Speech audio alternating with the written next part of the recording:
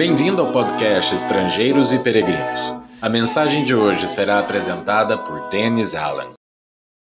Se você já tem costume de acompanhar todas as mensagens do podcast Estrangeiros e Peregrinos, sabe que aos domingos estamos dedicando essas mensagens ao estudo do texto do livro de Hebreus. Já observamos no começo do livro que a palavra de Jesus é superior à palavra dos mensageiros do passado, profetas e anjos. Porque pela palavra Jesus criou o universo, ele sustenta o mundo em que nós vivemos e por esse motivo a palavra dele pesa mais. Continuando com a questão de superioridade aos mensageiros, e lembrando que anjos são mensageiros do Senhor, ele continua no capítulo 1, do versículo 5 a 7, falando sobre o Filho, Jesus, em contraste com os anjos. Vamos ler agora o texto de Hebreus capítulo 1, do versículo 5 a 7. Eu vou fazer a leitura da versão NAA, Nova Almeida Atualizada, mas pode acompanhar em qualquer versão da Bíblia e vai observar basicamente o mesmo conteúdo. Diz aqui, Hebreus capítulo 1, a partir do versículo 5. Pois a qual dos anjos Deus em algum momento disse: você é meu filho, hoje eu gerei você. E outra vez, eu lhe serei pai, e ele me será filho. E novamente, ao introduzir o primogênito no mundo, diz: e todos os anjos de Deus o adorem. Ainda, quanto aos anjos, diz: aquele que a seus anjos faz ventos, e a seus ministros labareda de fogo. Agora vamos refletir sobre o conteúdo desses 3 versículos. Hebreus capítulo 1, do versículo 5 a 7, que acabei de ler. Quando olhamos para esses textos, devemos procurar respostas a algumas perguntas óbvias para compreender a mensagem. Primeiro, o que é o contraste principal neste trecho? E fica muito evidente que ele está apresentando Jesus, o Filho, em contraste com os anjos. Jesus exaltado pelo Pai, os anjos subordinados a ele, como subordinados também ao Pai. Então, observando aqui a questão do contraste principal, é o Filho em contraste com os anjos do Senhor. Servos, mas servos subordinados ao próprio Filho. E uma segunda pergunta nesse trecho, de onde vêm estas citações?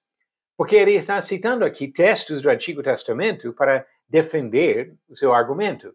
E nisso observamos várias citações feitas, começando com Salmo 2, verso 7, quando diz: você é meu filho, hoje eu gerei você. É um texto de Salmo 2, que é um salmo que fala sobre a exaltação do ungido do Senhor. Lembrando que a palavra ungido, que nós usamos em português, vem de Cristo, do grego, ou de Messias, do hebraico. Então aqui Deus está exaltando seu ungido, o próprio Jesus, gerando no sentido de colocar na sua posição exaltada. A questão aqui de gerar não é de fazer passar a existir, como nós pensamos em gerar filhos hoje, mas de colocar numa posição exaltada. Esse sentido fica evidente em outros textos do Novo Testamento que citam também o mesmo verso de Salmo 2. E em Atos capítulo 13, versículo 33, Paulo disse: como Deus a cumpriu plenamente a nós, seus filhos, ressuscitando Jesus, como também está escrito no Salmo número 2, você é meu filho, hoje eu gerei você.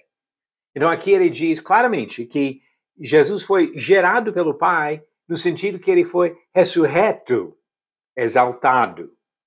Hebreus capítulo 5 também volta a citar o mesmo verso desse salmo, e novamente no contexto de mostrar a exaltação de Jesus, como continua sendo o tema do livro de Hebreus, de ver Jesus nessa posição superior, nessa posição exaltada.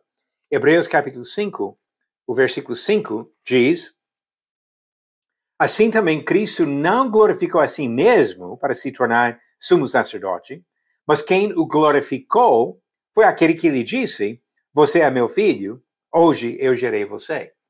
Então Jesus foi gerado pelo Pai no sentido de ser glorificado, exaltado, que é justamente o ponto aqui em Hebreus capítulo 1. Jesus exaltado acima dos anjos e todas as outras criaturas. Então, essa primeira citação vem de Salmo 2, verso 7. Agora, a segunda citação que tem aqui é de 2 Samuel, capítulo 7, versículo 14. E nesse caso, na profecia de 2 Samuel 7, o próprio rei Davi queria construir um templo para honrar o Senhor. E Deus não permitiu isso. Ele falou, seu filho pode construir esta casa, mas você não. Mas ele nisso fez uma profecia olhando além de Salomão, o filho de Davi, que reinaria em Jerusalém, olhando para frente, para o próprio Jesus Cristo. Eu lhe serei pai e ele me será filho, falando justamente sobre este escolhido pelo próprio Pai, Jesus Cristo, exaltado como o Rei eterno.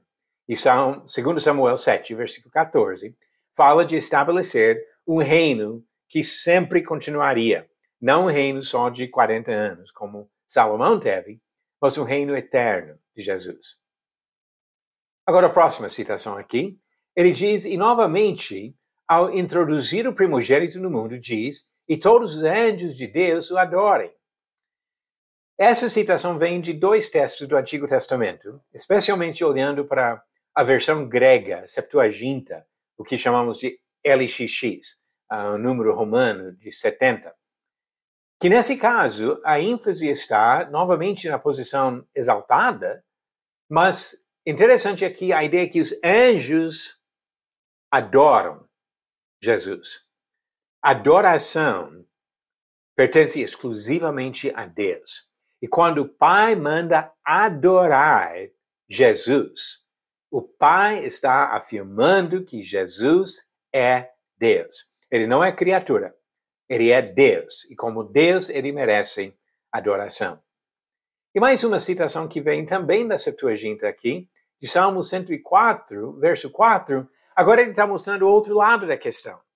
Se o Filho foi exaltado, se ele merece adoração, qual que é a posição dos anjos? E agora vem a resposta de Salmo 104, verso 4. Aquele que a seus anjos faz ventos, e a seus ministros labareda de fogo. Da mesma forma que Deus pode mandar o vento, ou mandar raios, ele pode mandar anjos, porque são criaturas feitas para servir e não exaltados na posição do Filho. Jesus, em comparação com os anjos, muito superior. Então, sobre esses 3 versículos, Hebreus capítulo 1, do versículo 5 ao 7, algumas conclusões. Primeiro, Jesus, o eterno Criador e Filho de Deus, é superior a todos os seus mensageiros. Segundo, Jesus foi exaltado pelo Pai. Foi o Pai que gerou no sentido de ressuscitar e exaltar Jesus, de glorificar aquele que se tornou sumo sacerdote. E a terceira conclusão, Deus mandou que os seus servos adorassem Jesus porque ele é Deus.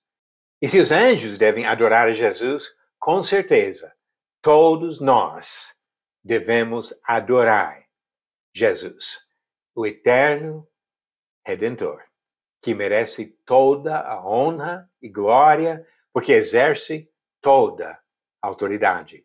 A palavra dele pesa mais, porque ele é superior. Vamos passar agora para as perguntas do dia. Pergunta 562. Qual foi o nome do neto de Saul que recebeu a herança do avô? Alternativas: A. Metusalém, B. Mefibosete, C. Bar-Saul ou D. Jonatas. A resposta certa? B. Mefibosete. Como diz em 2 Samuel capítulo 9, versículos 6 e 7. Quando Mefibosete, filho de Jonatas, filho de Saul, chegou diante de Davi, inclinou-se, prostrando-se com o rosto em terra. Davi disse, Mefibosete. Ele respondeu, aqui estou, às suas ordens. Então Davi lhe disse, não tenha medo, porque serei bondoso com você por causa de Jonatas, seu pai. Vou restituir a você todas as terras de Saul, seu pai, e você sentará sempre à minha mesa para comer. Davi demonstrou bondade para com a casa de Saul, elevando Mefibosete para essa posição de honra e devolvendo para ele toda a herança do seu avô. Agora a nova pergunta, número 563. Qual dos apóstolos disse que Jesus é nosso advogado junto ao Pai? Alternativas. A. Paulo, B. Pedro, C. João ou D. Mateus. A resposta vem no final do episódio 564. Jesus Cristo é superior. Superior aos profetas, superior aos anjos, superior, com certeza, a todos nós. E por isso, ele merece nossa obediência, nossa adoração, porque ele, como eterno Deus, é nosso Redentor, Salvador e Rei para sempre. Obrigado por nos acompanhar nessa jornada pelas Escrituras. Volte amanhã para ouvir mais uma mensagem do podcast Estrangeiros e Peregrinos. Seguimos pelo mundo.